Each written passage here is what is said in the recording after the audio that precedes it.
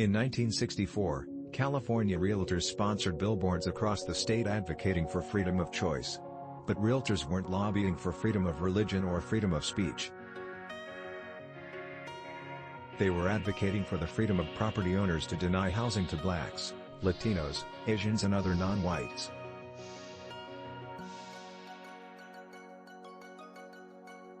The 1964 campaign on behalf of Proposition 14, which repealed the state's fair housing law by a wide voter margin, was just the latest in a decades-long effort that sowed the seeds of housing segregation that continues to this day.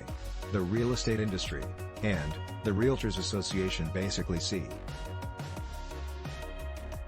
There wasn't racial segregation in the early 1900s, Slater said. It took the organization of real estate boards to organize racial segregation. This month, the California Association of Realtors took stock of that legacy and decided the time had come to repudiate its 1964 campaign to overturn the state's fair housing law as well as its history of discriminatory practices. This organization has a regretful history of advancing discriminatory. I'm here to say the association was wrong.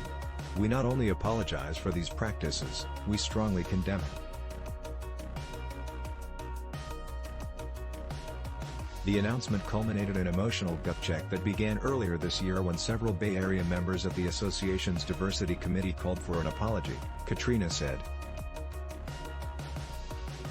The association's board concurred and voted at their Long Beach conference earlier this month to formally issue the mea culpa.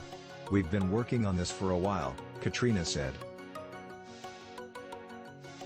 We wanted to formalize it.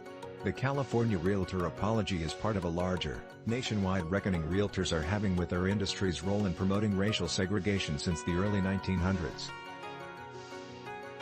The Chicago Association of Realtors apologized in 2018, the 50th anniversary of the Federal Fair Housing Act. The National Association of Realtors issued a similar apology in November 2020, followed by recent apologies by realtors in Atlanta, St. Louis, and Minneapolis. Realtors embraced fair housing, at least publicly, following the adoption of the Federal Fair Housing Act in 1968, Slater said. Other signs of a break with the association's discriminatory past appeared in recent years. In the spring of 2018, the National Association withdrew its support for U.S. Representative Dana Rohrabacher's re-election after the Orange County Republican argued home sellers should have the right to discriminate against gays and lesbians.